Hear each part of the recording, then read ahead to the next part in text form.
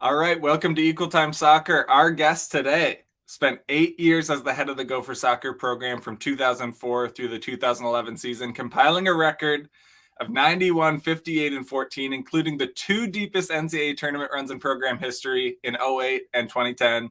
Please welcome Mikki Denney Wright. Yes, thanks for having me, Matt. I appreciate it. This is a very long time coming. As I said before we started recording, I think Mikki maybe holds the mantle of the person who gets brought up to me or mentioned in conversation around me most without me ever having spoken to them. And so me writing about Minnesota women's soccer for like 5+ years and not having you on yet is kind of a crime. Oh gosh, no. I'm just glad you go back to the OGs. We're like the OGs. That's really what I am. So I'm just glad somebody remembers me. I mean, Mikki, and we are going to get into it. We were joking before we started, and there's a reason we started 1 or 2 minutes late. You and I could just like BS all day long. Yeah. The women's soccer world is absurdly small, and yes. we won't go too deep into your entire coaching resume, but at one point you coached at Mizzou. Yep. And of course, the Gopher fans are familiar with Mizzou because then head coach Steph Galan has gone on there. So the Gopher soccer program is truly just a flat circle. We are just living in this world. But let's jump in. Mikki, let's start a little bit with your playing career, actually, because I don't know if everyone knows that you are also an alum of the Gopher soccer program as a player. So you started your career at North Carolina. Yep. And you're originally from Omaha, so we need to hear about how you made it to UNC, by the way. So you went to UNC, had at least like one injury-related challenge, and then eventually you transfer to the U, and you have just a star-studded, career finishing up at the U, including being a captain, being all-region, Big Ten championships, all of the shiny objects that college soccer can bring. But I really want to ask you first how you landed at USC, and then of all places when you were transferring, how you ended up at Minnesota. Well, I grew up in Omaha, and obviously this is a time when women's soccer was just starting and college women's soccer is just starting. And my dad is a wrestling coach. So he's still coaching. He's on his 53rd year of coaching, and both my brothers played soccer, and they both played at Rockhurst College in Kansas City. So they're both there still. They got me into soccer, and they beat up on me a lot. And so that's where I started. And so I started in Omaha, and I actually went to Omaha Marian, which is an all-girls Catholic school. Gopher Soccer tie-in. Delaney Sucker, current captain and center back, is from Marian, I believe. Yes, and one of my best friends is the coach there now. And I know a Delaney, and she speaks, and she's a stud, right? And she's such great. A Marian girl. So that's a lot why I love the visitation opportunity, because it really changed my life going to Marian. And we won 2 state titles, and we're in the finals 4 times. And, every girl's dream then was to go to University of North Carolina, because the other programs were just starting. Nebraska was just starting. Creighton had been there, and Creighton recruited me a bit. Right. But my parents for Christmas one year when I was a sophomore sent me to camp. Yeah. And it blew my mind, because it's such an amazing experience as a competitive woman when you sit down. And I'll never forget, there was a demo, and this is when Mia and Christine, and they were playing 1v1, and, Anson, everybody sits around, and I've never seen 2 women live compete this way. Right. And it just ignited something in me. I didn't feel alone anymore. I had role models, and I was like, I've got to be there. Right. So, I think that camp, I was learning about the competitive cauldron. I was trying to find my feet. I mean, Omaha, Nebraska, there was certainly nobody there from Omaha. So I think they called me Nebraska. So then the second year when I went to camp, I used what I learned that whole year, I think, to learn to become my own best coach. Yeah. Took my training to a different level. And the next year when I went, I got to be the camp MVP. And Anson actually, after a session, got me in his car and was like, hey, do you want to go to the University of North Carolina? I was like, you gotta be kidding me. And I was, at that time I was being recruited a little bit by Creighton, but I was in, this was a dream. So I'll never forget, my parents drove the minivan, the Denny minivan down. That's before cell phones, Matt, before dropped me off at North Carolina. And I if anybody would tell you back, especially back in the old days, that's an intense environment. So the first day of preseason, you run 120s, and my first 1v1 matchup was with Christine Lilly. just her? Yeah, she destroyed me. And I appreciate that she never took her foot off the pedal. So it was, so I said, wow, I've arrived, you know? So I think the experience, I ended up having to sit out with a broken leg that year. Right. The second year I did get in. We won the national title both years. One year we beat Duke 9-1. So it was Christine Lilly, Tish Venturina, Mia Hamm. I mean, I want to be honest, we didn't even come close to a loss. I mean, we were destroying people. And so it was an amazing experience, but I wanted to, I got in a few games, but I really wanted to play. I was like, I want to play. I want to get closer to home. I was hoping you were going to say, I really wanted to get closer to losing. It was kind of boring winning so much. It's that I wanted you to be the first person ever be like, it wasn't really close enough. I wanted games to be kind of harder.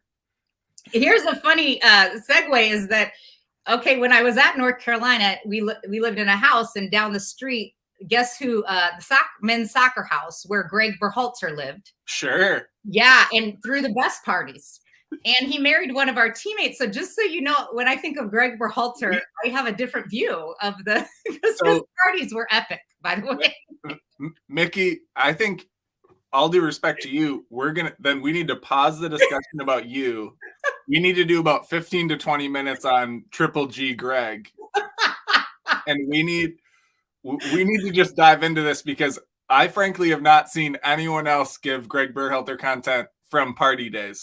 Yeah, I mean, I what happens at North Carolina stays in North Carolina, so I'll keep. But I will say he was a great player. Yeah, super smart. I mean, we watched to play them. Fantastic center back, super smart. He was so charismatic, great person. I mean, so I have nothing to say. I admire Greg. He's awesome. I mean, it's funny to think of him back then. Well, then I'm just gonna have to get the stories off air somehow, because I'm certainly not getting that content anywhere else. So little did I know I had a Minnesota source on college Greg Berhalter. So that's important. And he married one of our friends. So he married a teammate, Rosalind Santana, at the time when they started dating. Yeah, they did throw fantastic parties. So. I love that. I love that. So, but then when I went into the transfer portal, Ansa was actually very helpful. You know, he knew, he's like, I did the work. I really wanted to play. So I visited Vanderbilt, Michigan, Creighton, and Minnesota, and they were all kind of starting, these programs, and it was so fun. And so I went to university, I loved Michigan, to be honest. I loved the academic field. Ann Arbor's awesome. But so I show up to my Gopher visit, and guess who my host is? I was going to ask you about this. Now Erin Chastain, then Erin Hussey. She's my host. Was your host when you visited the U? Yes. Imagine that. So incredible host. And they just had a feel, that program. They had a very family feel. I think we went bowling. I just loved the people. And I'll never forget, we woke up one morning, Saturday morning, and, Erin and I have some similarities. And I said, you want to go for a run? She's like, let's go for a run. So we got together. This is true. And just ran around. Of course, we're very competitive. So it was an incredibly difficult run. And so we're sprinting like down to West Bank and back. And she was showing me, I mean, you got to love Erin. And one of the things that made the biggest difference, I'm not kidding you, on my way home, Erin, and this is what a good recruiter she is, she left me a card in my bag as a recruiting host and just said, listen, I think you're the perfect fit. I don't remember exactly what it said. It was a long time ago, and that touch meant so much to me, right? So she recruited me. Especially to get that from, like back then you were both like 19 or 20 or whatever. It's also, those actions really mean a lot, especially when you're that age and you're still maybe trying to like be too cool for, like speaking from your heart, or being too, like, don't want to be too authentic because you got to be like, tough and the best and whatever. So especially at that time, actions like that. It was special. And she had such loyalty and commitment at being from, Wayzata and from Minnesota, and wanted the program to grow. So her commitment is unmatched. I would say, to Gopher Soccer. I mean, she is the original OG, because she's so, it's so fun to see her in the role now. And she recruited me. That's how I got to be a Gopher. I do have only one more UNC question, because believe it or not, when people found out I was going to have you on the show, I maybe got the most listener / alum / whatever questions and suggestions that I ever have. And I do need to ask you about possibly injuring one of America's most favorite soccer legends. And I do need you to speak to that, Mikki.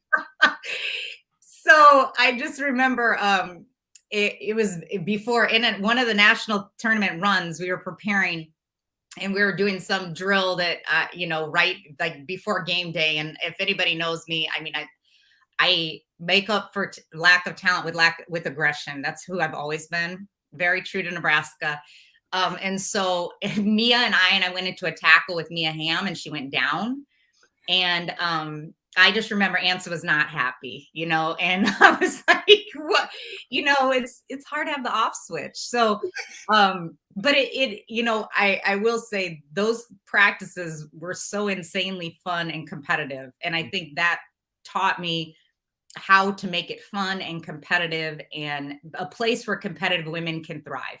And that's really, they started that. And we brought a lot of those same core values to Minnesota, to be honest. Right. And then of course, after that, Anson instituted the soccer version of the red jersey for a quarterback. He put on like a national team jersey on Mia to remind people like, hey, can you not like break this national treasure while we're I mean, you got to think back those days, like Mia was just Mia, like women's soccer. Oh, yeah.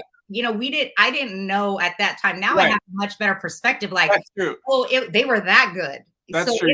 We have been the best best soccer team, college soccer team ever. I was just trying to survive.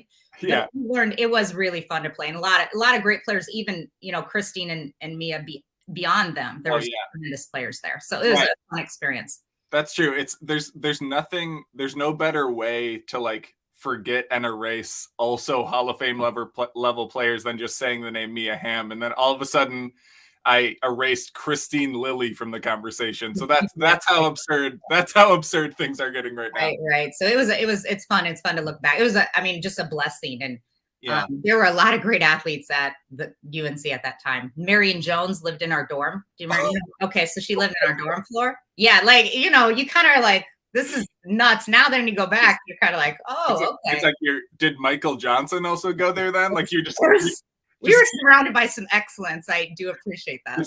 Just gonna name every like most famous Olympian of the 90s. They all went to college with you. Yeah.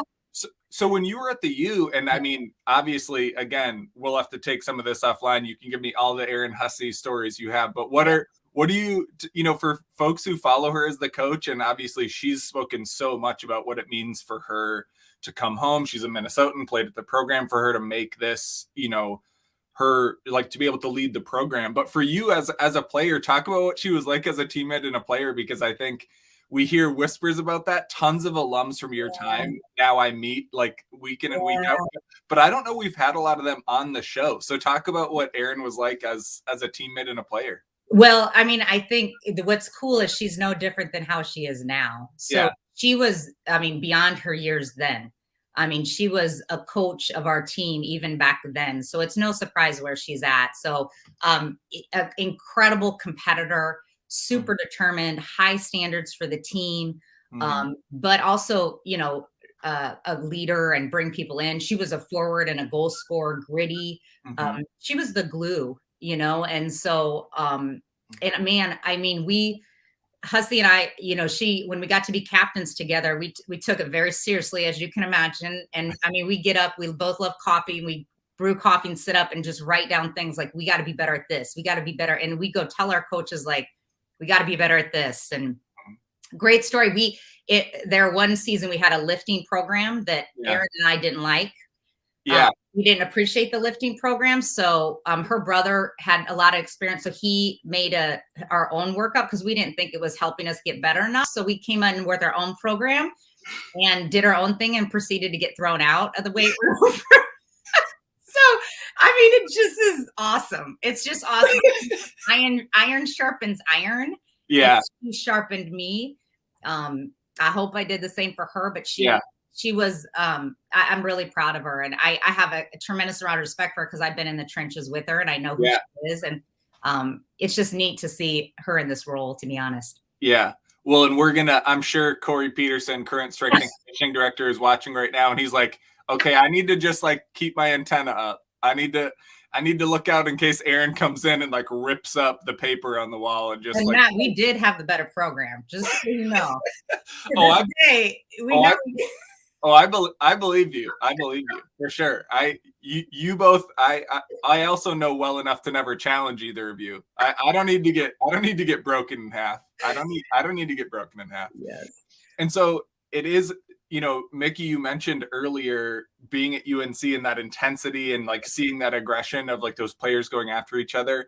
Not coincidentally, when I talk to folks from your era of the Gopher Soccer program, intense is certainly a word that comes up a lot. Hardworking is certainly a phrase that comes up a lot from virtually everyone I talk to, both players and folks who were just around. And here's one way that one player from that era put it, and I'm just going to read a quick quote about you. She's easily the hardest worker I've ever known and has zero filter for her effort and expectations for herself. She's the best servant leader out there. One time she was 7 months pregnant. We showed up as players at training, and she was on the field moving full-size goals by herself in a windstorm. And rather than wait or ask us to do it when we arrived, she decided to just get it done. And I always think about that as a perfect picture of who she is. Nothing was ever beneath her. Oh, that's sweet. That's sweet. I also need to know, so when did you have those kids in your Gopher Soccer era? Because you have 2 kids, right? Yep, 2 boys. So what was that like of sort of balancing the parenting side and the coaching side? Because you had multiple coaching staffs, and the coaching world is absurd on its own, let alone to balance family challenges. But for you, when did that happen in your Minnesota tenure? So, I found out I was pregnant with both of the boys. We timed it to be in the spring. You can't have a kid in season, that's the way it is, but so I was pregnant during preseason of both. And I just remember the first one, I didn't want to tell the team during the season. I don't know why, to be honest. I mean, now I look back, I'm like, we don't, it was 2008. It was our best team, and I was like, there is no distractions. I cannot be a distraction. Right. So I just remember during 2-a-days being very ill because that first trimester, like very ill, like the whole preseason, that pregnancy. But after that, it's awesome because the best way to ever forget that you're pregnant is be a coach in season. So you literally forget you're pregnant. And so what's kind of cool is I was pregnant with both the boys during our Sweet 16 run. So they were there, which is really cool. So I waited, we went in, and that's when we went to Notre Dame and lost the game on a last minute penalty call against Crystal Common. It's still painful. Don't ever talk to her about that. Wow. I didn't even know. I knew that's how the season ended, obviously. I didn't know that it was specifically Crystal. I should have gotten a quote from her about that. Now there's going to be. You should talk to her about that. Actually, maybe she will text me after the show and be like, shut the hell up, dude. It wasn't a foul. It wasn't a foul, Crystal. We'll find the tape. I'll find the tape. It was against Carrie Hanks, she was the NCAA maybe player of the year that year. Of course. She also had a lot of PKs. But they were the number 1 seed when we went in, and it snowed 8 inches, and they had to shovel off the field. So it was maybe 15 degrees, 10 degrees. And I just remember a lot of coaches call me because we were playing our 3-5-2 high press, and they were like, Mikki, you're not going to go in and do that. You're not going to try to do this. And I was like, what? If I walk into these group of women, and this is like the 2008 era, you got to envision who these girls are, right? Yeah. If I walk in there, the back line was Crystal and Jenny and Kylie Coleman, Lindsay Darren, and I say, hey guys, we're going to sit back. They will kill me. They will literally,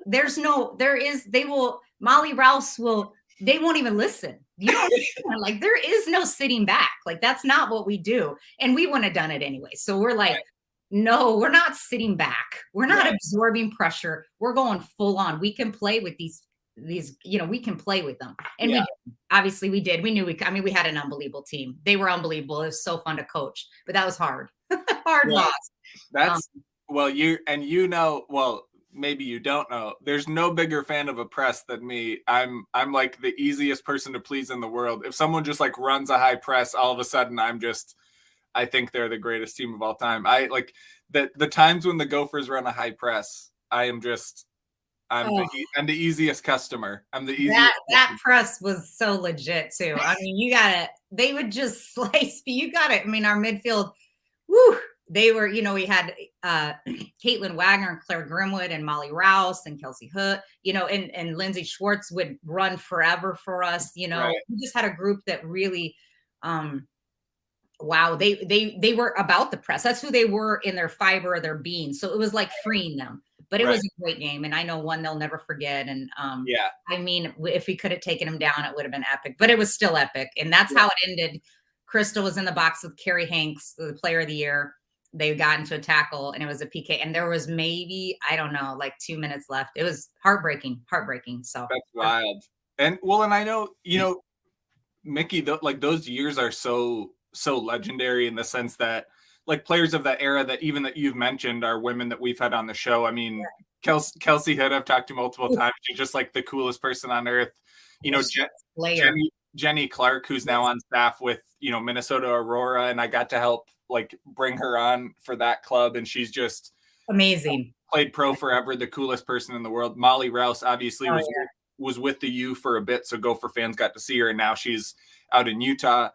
And so these and Crystal obviously, and you mentioned a Coleman, everyone's gonna perk up, but it's so all those players are just in the ether, and I hear about those seasons all the time. SJ is our program, and so it's you hear about these glory days, but I also know that in any year, running a high level Division I program is just such a grind. I mean, it's an incredible grind for the players. It's an incredible grind for the coach. When you're committing that much, it's just so hard. And obviously there was a lot of payoff back then of having those good runs, having that success. But for you, what were some of those hardest aspects of running a high level program like that? Because I think obviously maybe it's a little different now with the social media type stuff, but honestly, unfortunately, women's soccer doesn't really get covered that much anyway. So I don't think like the attention is like that much crazier now. I think a lot of it is kind of similar. What were some of those toughest aspects of trying to run a really high level successful team? I think one of the great changes that has happened since I was coaching in Division I is they've made dead periods. Right. So back in the day, there was no dead period. So, it was every Thanksgiving you were in Boca, every Christmas you're in Orlando. Now this sounds, as that single, when she was with me without kids, this is beautiful. Like who doesn't want to be in Boca on Thanksgiving? But as you get a family and every holiday is recruiting, and I do love recruiting. I mean, there's nothing better than recruiting. I still finding a great young woman and convincing her to come. And when she's there's nothing better. I mean, I love peace, but the recruiting aspect gets really difficult to balance. Yeah. And I think you have to realize Division I coaching is an all-in endeavor. And I recognize that because I live with a coach. And so I didn't want to do a half-assed job. Right. I don't want to disrespect the program like that. I felt like when I left, I mean, we had maybe another epic class with Simone and Josie and Rashida. I said that the cupboard I've done what I can do. You know what I mean? It's kind of like I've given everything I had. I didn't short you a thing. I didn't take a day. I gave you everything I have as a player, and now I've got to raise my family because it's important too. And so it was difficult, but I felt good that hey, I wasn't perfect, but I did everything I could do. Like I gave it my all, Well, and you mentioned, I mean, first of all, there's no question that the recruiting class you brought in before you left was about as good of a handoff as someone could have. But I'm also curious, obviously I wasn't following the program then, Equal Time wasn't there, but easily the most notable thing about your departure was just the timing. I mean, like that's the thing that folks bring up. And you mentioned just a bit ago, obviously the decision had more than a little bit to do with your family and just being able to, I mean, like there's no one who appreciates how bonkers leading a D1 women's soccer program is than me. And the funny thing is every coach of my era of covering the team has also had young kids while doing it. So that's interesting. You're right. Aaron, you're talking about your time. It is just an insane like thing to ask of a parent, let alone a person. Yep. But for you, was it something where you were, because it's a big decision, so I'm sure you were noodling for however Yeah. long, but then it's like, well, when do I actually pull the trigger on this thing? Yeah. So how did you end up, was it a thing where you wish you maybe could have decided sooner, but then it's like, Yeah. Well, I was planning to go on in the fall. I mean, that year I wanted to go on in the fall. There was just, honestly, there was a couple things that happened, just maybe signs with my kids. Yeah. I was like, it didn't, I mean, Shane was going to support me irregardless, to be honest. He's going to do the best he can. Right. Some experiences I had with my kids that spring Right. pulled at my heart. Yeah. And really what it came down to. And if anybody, and I think every mom understands this, if anybody can pull the heartstrings, I mean, it's your kids. Yeah. You're like, right. So there was a couple things that happened that spring. And I said, I've got to be here. This is right. not, and so, yeah, it was an interesting time, but it was the right time. And I still felt very strongly. I mean, Crystal was on staff. It was loaded up. It was, I was like, this shoot, no matter what. And I did. And they did ask me to call a number of people, when I was resigning, and she gave me a list, the athletic administrator. So I did make some calls. So, help the transition. Right. Well, and Crystal, it's funny. We didn't mention the coaching side of like Crystal carrying over. There's sort of not a better assistant coach you could have carry over. People talk about her the same way people talk about Molly Rouse. And frankly, I'm not from the same era as Erin, but I think both of them are spoken about the way people talk about Erin from when she was younger, of just someone who's shown so much potential, knows the game so well, just so clearly can be a high level D1 or whatever level, like a high level head coach. And so, but having Crystal stay over is actually probably as important as all the players you actually got, to be honest. that was my biggest recommendation.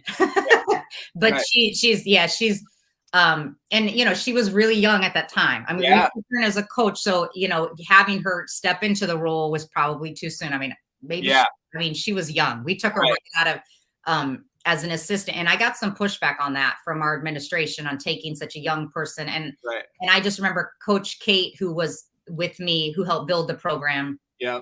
She came from Missouri with me, and she's a really special person. Who I adore. And so we sat in office, and she said, and she coached Crystal in the back. I mean, she was our back line. She said, I don't care what they say. Crystal's come. Even she was adamant. So we just pretty much ignored them. Right. We're going to forget it. Like, we knew what she had. She's such a special coach. I mean, she's so talented. She's amazing. Well, and managing that staff is something that came up a little bit when, at least in my behind the scenes conversations, when the job was up last summer.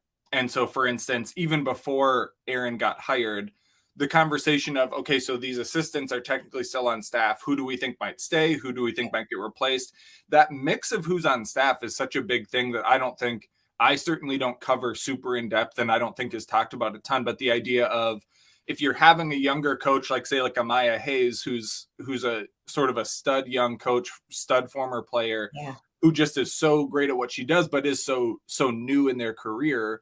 How do you balance the staff of like focusing on growing and developing one coach, but then not having your entire staff young, or, the balance of sort of, how do we get the right mix of sort of growing women who can then go on to another and expand that coaching tree versus doing things right now? And how do you balance those values? It's really tough. And I don't think it's super clean. And so that tension of like, you can't bring on a young coach, but you saying, well, I know she has the potential. We just have to invest a little bit in getting her up to the day-to-day sort of logistical garbage that coaching requires, because she knows the game, but how do we teach her to use that in her coaching voice? Yeah. And she doesn't have it. She didn't have any issue with that. I mean, Kristen, she's a Coleman, I've recruited 3 of them. So, they, I've been in their house many a time begging for them to come. She denied me at first, but then she came.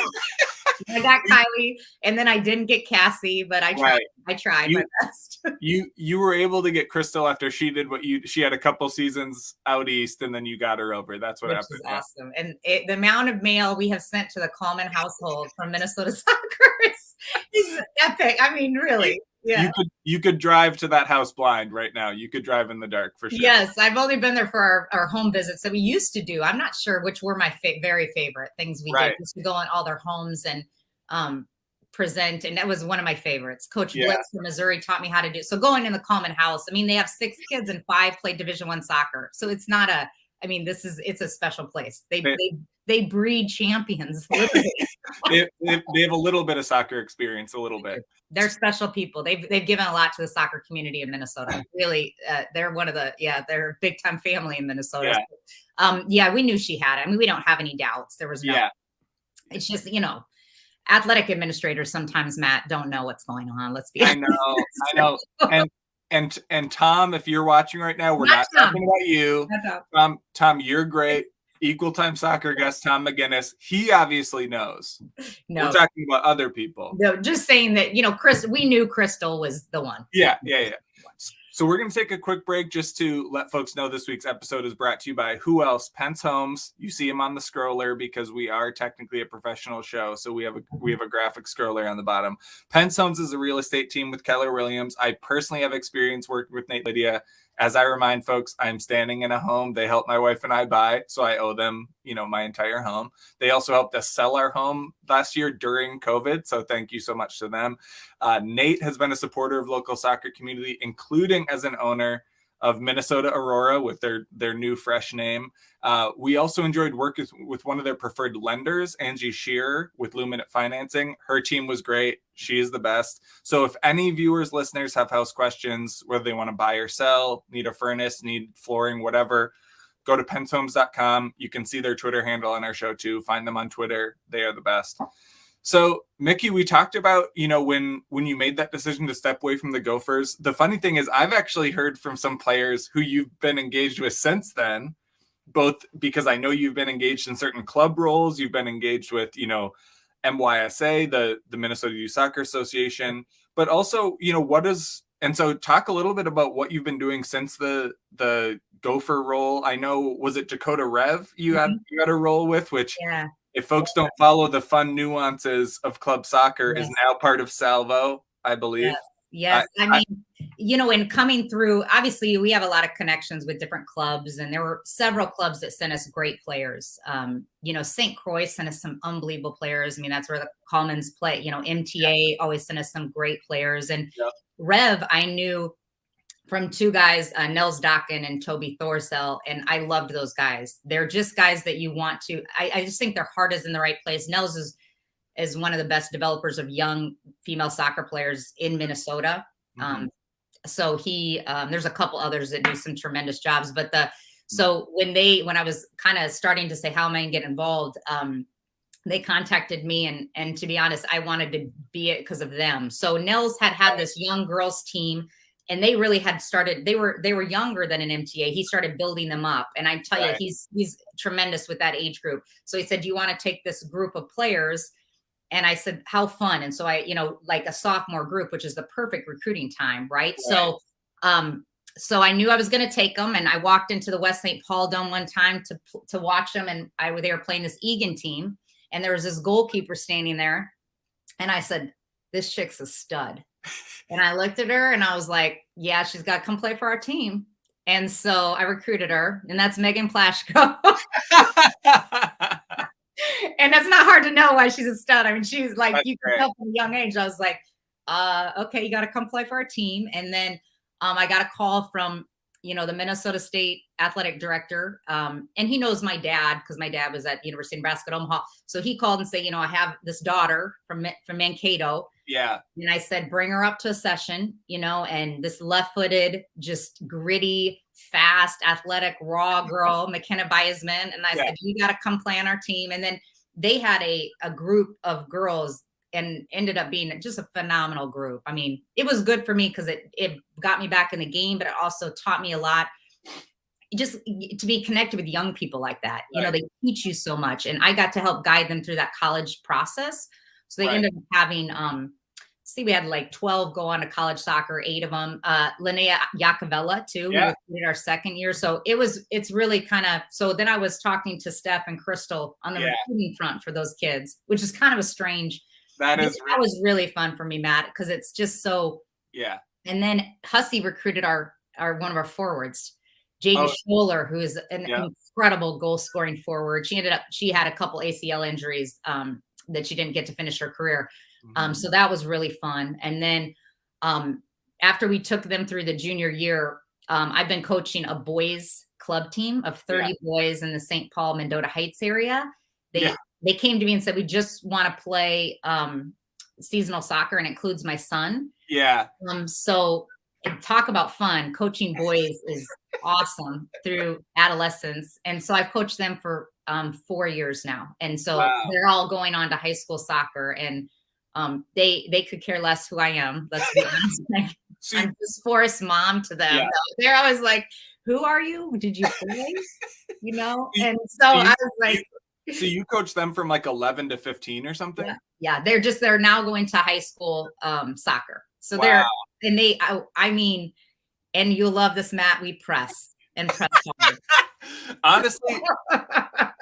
honestly, the amount of like former high level women's players who are in the coaching space that like the players for sure do not appreciate is always bonkers to me. There was one fall where like Tori Burnett, Jenny Clark, and there was like 3 other either pro or like all conference level D1 players who were assistants in the MIAC. And I made some joke. I'm like, there's no way these players know what they have. There's no way they know what they have. So you coaching like 11-year-old boys is like that version of that, where they're just like, oh, Forrest's mom keeps telling us to like run harder. I don't know. That is wild. I mean, to be honest, they're super respectful, and they have a great connection with many of them. And I think what I've learned, and I think I was just talking to another coach about this, but we do a lot of free play. I mean, just, how it changes, how you kind of structure yourself. And one thing about boys is, man, if you put out a ball, they compete instantly. Like before practice, same thing. If you go boys, first of all, they all stand in front of goal and shoot the ball as hard as they can. And we have 5 kids, and there's always like some kind of injury. Girls will just sit and talk. Like, it's a different way that they start off their game, but it's so fun for me to engage with them and connect. They're so respectful, and get them to compete. I've really enjoyed it, to be honest. This made me a better coach. It really has. Yeah. So you mentioned earlier sort of how your background playing at sort of that small I believe Catholic school down in Omaha at Marion, and then you sort of mentioned that's what made you sort of interested in visitation. And I know you mentioned Mendota Heights. Obviously, I think that's the area that visitation is in as well. But how did that job come together? Obviously, for folks who didn't see, that was actually what pinged me to think about reaching out to you again, as you were announced as the new head of the Visitation Soccer program.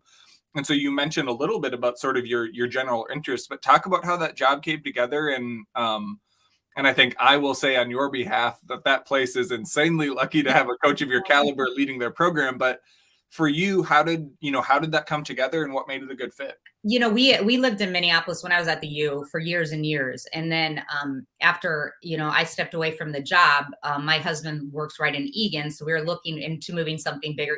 Once you have 2 boys running around, you're like, we need to get. So we lived right in South Minneapolis for years. And then we moved to Mendota Heights. So we're right over in this area, and both my boys will attend St. Thomas Academy. We knew that. I'm a huge proponent. They go to Catholic school now. It's impacted my life. Yeah. And I've always, from afar, I've met a lot of visitation women alums, because they, all girls Catholic, my neighbors. Okay. So, one of the former coach contacted me when he stepped away, and he said, would you have any interest? And to be honest, I don't have interest right now getting back in the college game, because it's just, I know the time, kind of like we talked, you got to be all in.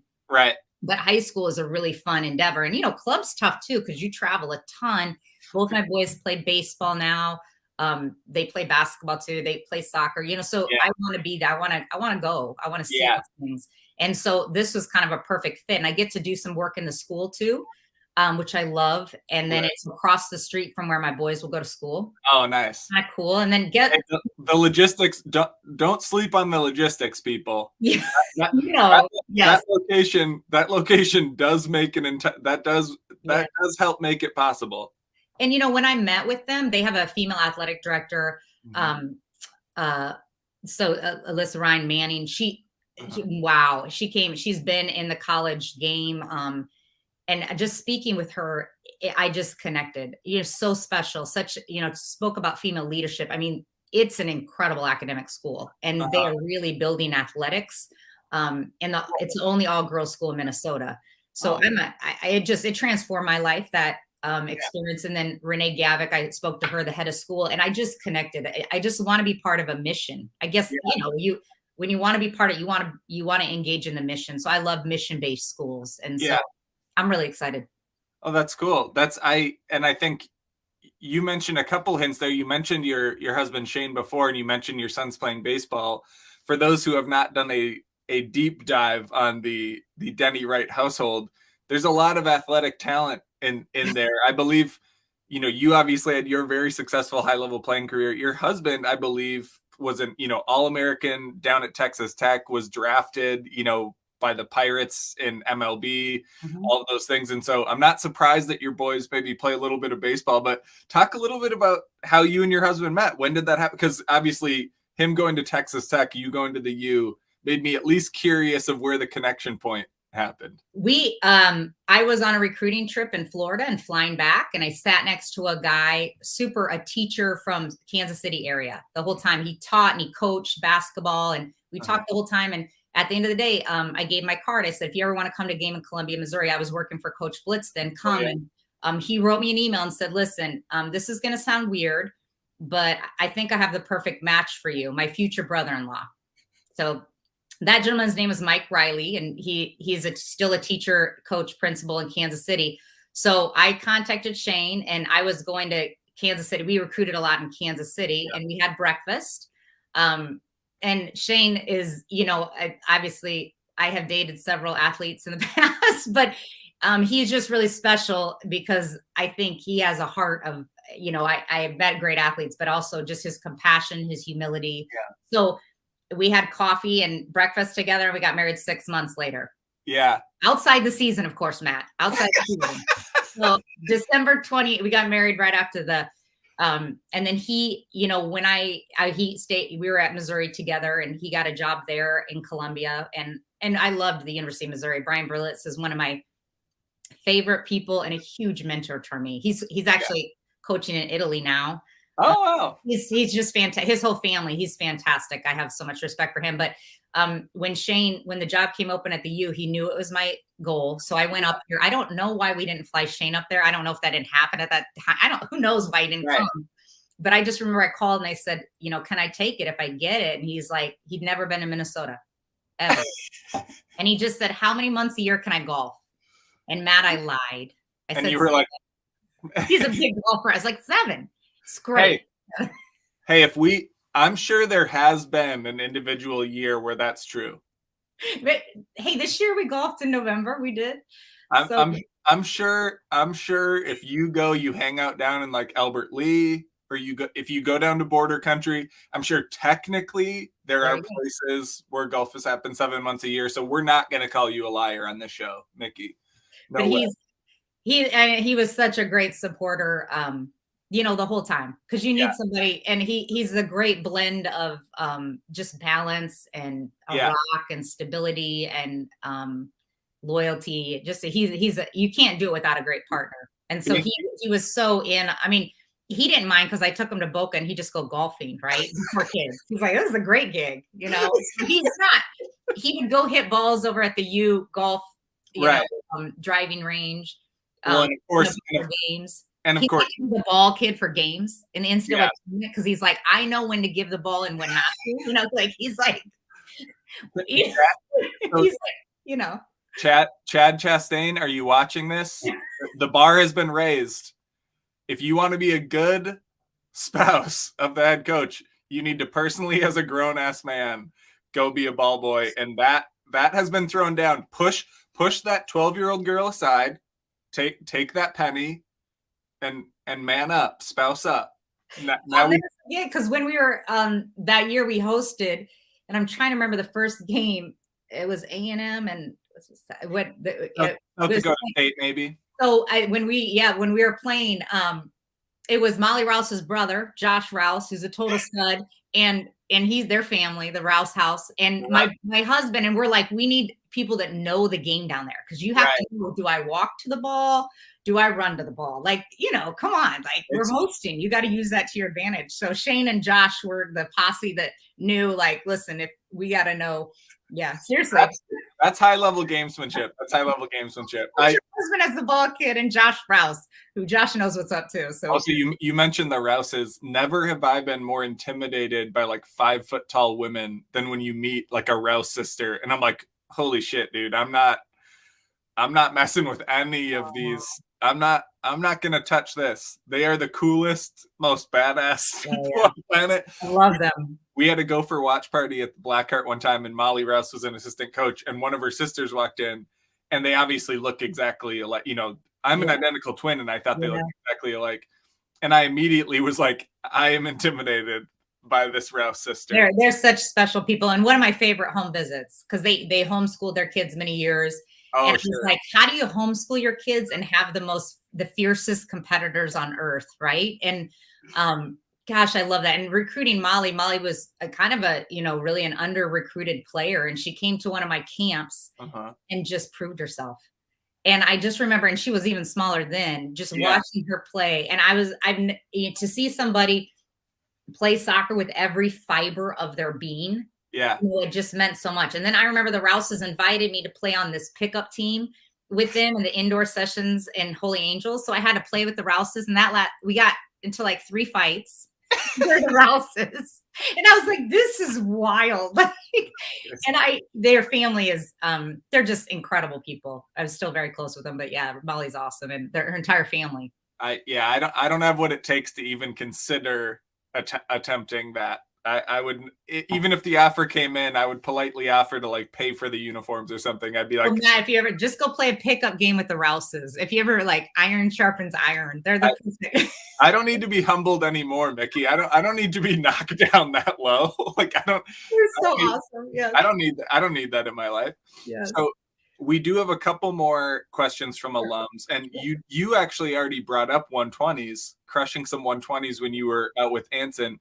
We do have a question from an alum of what you plan to do for the athletic testing at Visitation. Are we talking 120s and cones? What are we going to adjust at all from what Gophers remember of the sheer intensity of Mikki Denney Wright Gopher athletic training? Is that going to be adjusted at all? Well, this is the great thing is, do you know who my assistant coach is for this Viz is Emily Peterson. Oh my God. Wait a second.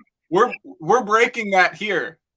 So this is how small world we go to practice baseball in a place called the Cages. The Cages is owned by the McDevitt's, who's Cole McDevitt, former Gopher baseball player, and guess who he's married to? Emily. I'm down there, and Cole's like, my wife would like to get involved in coaching. And so I'm like, well, I'm considering this job. So I get this call from Emily Peterson, who I know because I knew, man, if Crystal recruited this center back, and you can relate with me, this girl's a stud. She is. And I've heard about her from afar. Never met her. Yeah. And so I said, well, let's get together. So we get together at the Cages while my kids are practicing baseball. When I meet her, I'm like, oh my gosh, she's so special. PD is like, I can't believe you just like cold mentioned Emily Peterson. You're throwing me for a loop. I am like, PD is like one of my favorites for serious hardcore equal time followers. Or let's actually go the other way. If folks are watching this and they for some reason didn't follow equal time back when PD played, and everyone's going to be annoyed that I do this, I'm going to repost the giant feature I did on Emily Peterson when she came back from her ACL tear. Yes. It is still like the most meaningful thing I've done on equal time. She came back in 5.5 months. She was a captain. Just the way people spoke about Emily Peterson on that team was like, I was like crying and welling up in like multiple interviews I did for that piece, because Corey Peterson talking about how she came back working in the weight room.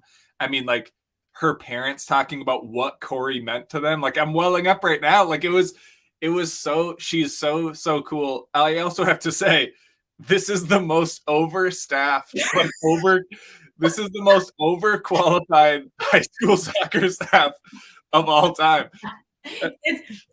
I mean, I walked away from meeting her and I sat in the car to Shane. I go, she's gonna make me a better person. I'm like, I want to be around this girl. I'm like, she's phenomenal, phenomenal. So we sat down last week and like we're doing our core values. Obviously, all the former Gophers will all laugh because we always did core values. Emily Peterson and I are developing the core values for Visitation Soccer, and I'm like, this is so special. I mean, now I appreciate, but hopefully it'll be a great opportunity for her to dip her toes into coaching and get to impact. But I'm so thrilled just to, like, iron sharpens iron. She's just going to make me a better human. So, although I don't think PD being an assistant coach makes me any easier about how high level the fitness requirements are going to be. This is not soothing any of the worries from these alums, Mikki. That's what I'm saying. I was like, so we developed a new fitness test there called Blazers because they're the Blazer. Right. But it's still in development, I would say. So we have a standard, but Emily's has to go run it. We have to go run it to see if this is. We are dumbing down the 120s, but we have a new fitness standard called the Blazer. Maybe what my summer goal can be, Mikki, is that for me, maybe my version of getting into game shape is that I will tell PD by like July 15th, I need to be able to pass the Blazers. I need to be able to pass the Blazers. So we'll do that. Again, no one wants to see that. No one is asking. Well, I think it's awesome, Matt. I feel the same way. We'll send it to you. That'd be awesome. I'm at like 185. I'm like 10 pounds above my game weight. So I'm going to need to get down to my game shape. I haven't run in maybe like 5 years. Like, it would be, I mean, if anybody can motivate you to do it, it's Emily Peterson, right? That's a good point. I'm like, well, and you, because I would be scared. I'll be scared of you, and then I'll be inspired by PD. See, that's the balance we're looking for. See, this scary cop, nice cop that's for sure. And one more Gopher alum question before I throw one single random trivia question at you. I'm being nice. It's only one random trivia question. Yeah. But one other alum question, and I think the question might give away the asker a little bit, but we obviously were talking a little bit earlier about like pre-cell phones. We talked about technology. So we are now obviously in full phone era, but who helped you get into phone era and helped you learn how to text, Mikki? We need that on the record. Well, Sarah Johnson, SJ, is what she's taught me in life she still teaches me things in life. So, we recruited SJ when I first came. It was our first camp as Gopher Soccer. So, that summer. Yeah. And two former Shalon Danielson and Gretchen Brandt, two former Gophers, were her high school coach. And they said, this girl really wants to be a Gopher, come to camp. Yeah. So this is how special SJ is. You can relate this, that she's director of options. By the end of camp, she was helping run the camp. Right. So she had taken over the pizza orders. She had done she was running our camp, and we just kept giving her more things because I was like, this girl, and this is as high school senior. So he said, you got to come play. Right. And it's so funny that now she's the director of ops, but so she's my go-to, as you know. Like I try to stay away from a lot of things, like social media, and now I'm trying to re-engage also, but she teaches me so many things. So when texting just came out, I'm like, SJ, you got to figure out how to text, show me. Yeah. Before. So SJ shows me what's cool, what's not. I mean, still to this day, I'm like, SJ, what kind of shoes are cool? Like, how do I do this on Instagram? Like, things like that. So did she tell you one of my first texts? So no. I'm sitting a Houston shootout, and I'm like, I haven't seen my husband for a while. I'm cool. I'm going to text him. I love him. But this is flip phones, Matt. So these are easily mistakes made. Yes. I had also been texting recruits. Yes. So I text Chelsea Turner when I love you. No joke from me. And I shut the phone, and I'm like, well, that's he didn't write back. Oh God, come on, Shane. I just text a recruit, and then I'm like, I'm so sorry. I didn't mean that. I mean, I do love you. I love you, the Gophers, but not like that. This is really awkward. So that's a great. And she's so weird. And then she's like, Coach, you just cost me like 50 cents. Yes. So right. This is back when texts were like a quarter each or whatever they were. But SJ is, That's great. she teaches me and still teaches me to the med. She's my go-to for all things. It's also good that you ask her for advice because she already is thinking the advice for you anyway. Right. This is a great point. She anytime I speak with her, she's very clear about what should and shouldn't be happening. So it's good that you ask her. SJ is the best, by the way. SJ is the best. Oh my God. She's part of the get shit done crew. I mean, it's serious. Like if you want shit done, you call SJ for about anything. Yes. This is she's just the engine and the glue, and I love her. She's awesome. She's great. And so Mikki, we have already kept you way too long. I will close out only with, of all the research I was doing, all the things I could see, honestly, one of the things that jumped out most to me, and I mentioned the 2 Sweet 16 runs, the 2 deepest runs in program history. But honestly, even knowing that, the thing that jumped out to me when I was scanning the record books, all these things, is that record in 2008, 22-4, which is just like, I don't know if people appreciate like how bonkers that record is. I mean, for context, the other year you went to the Sweet 16, your record was 14-6-3, which is also an unbelievable record, but frankly, a much more normal record. 22-4 is bonkers. It's just like next level crazy. And you already mentioned, obviously, the loss that ended the season is easy to remember. But I'm curious if, since there was only 4 losses, are those still burned in your mind? Can you name the other losses? Oh, geez. Well, I think I can. And I will tell you the reason is because that recruiting class, right? That was our first recruiting class with seniors. So that the senior leadership, and I just remember with the leadership council that year when we met with them, they would come in and we were undefeated and they were like, you can appreciate this. They're like, it's not enough goals. We're not doing enough. This is not good enough. And I'm like, whew. And that's the kind of women you're around. And the leaders remember, I just remember them sitting and go, it's not good enough. It's not good enough. It's not good enough. I'm like the whole year, and it's awesome. We lost to Michigan State, and Lindsay Dare will talk about this goal for a long time. It was a miscommunication between Crystal and Lindsay, and there was maybe 2 of them, but that was painful. Penn State, we lost to Penn State. Yeah. We lost to Notre Dame. Yeah. Shoot, did we lose to Penn State twice? We lost them twice, didn't we? We lost to the Big Ten tournament final. You nailed it. Dang it, Matt. I know, and first of all, apologies for bringing up the only sore spot of that season, and then also probably Maya Hayes. There's probably that stinking Maya Hayes. I don't know. Actually, I should have checked that. I should have done that research. It was. I remember the goal. Former all everything Penn State forward. Now Gopher assistant. By the way, I did not go into the show thinking that I would get like a bunch of angry texts from Crystal Seidel this week. Now, apparently, I have painted myself into that corner. So it's good to know that I'm going to get yelled at for bringing up like the saddest moment. She didn't make many errors. So I just remember it was a miscommunication on a ball across. I remember it because we watched it many times on film. Yeah. And I just remember her and Dare, who, being mad at each other. And I was like, and Lindsay Dare is not that kind of person. I mean, she's as big of a heart as you could ever have. We used to have a saying, what would Lindsay Dare do? Like, and we were like, we're going to make wristbands and have our team wear, what would Lindsay Dare do? And then live your life accordingly. That's what we said. That's right. And Lindsay Dare also out coaching with Molly in Utah, another Gopher alum in the coaching ranks. So that's great. Yeah. Well, Mikki, this has been so much fun. I will say this show is basically putting all of the small Catholic school conference competition on alert. But Mikki Denney Wright now leading Visitation Soccer program with former stud center back Emily Peterson as her assistant, breaking the news right here with us, Mikki. But also, Mikki, thanks so much for coming on. Obviously, as I mentioned before, you come up so much in these conversations about the modern Gopher soccer program building on this previous iteration. So many of those players from that era are now in the coaching ranks and doing so much for the game. And so having you on has been an absolute blast. Thanks so much. Yeah.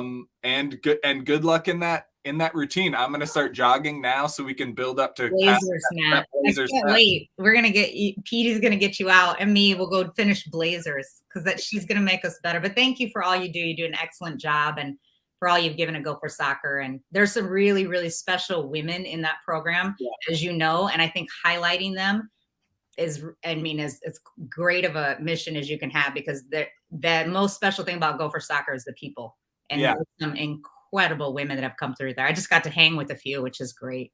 100%. Well, thank you so much. We won't take any more of your time, Mikki. Thanks so much for being here. Have a great day.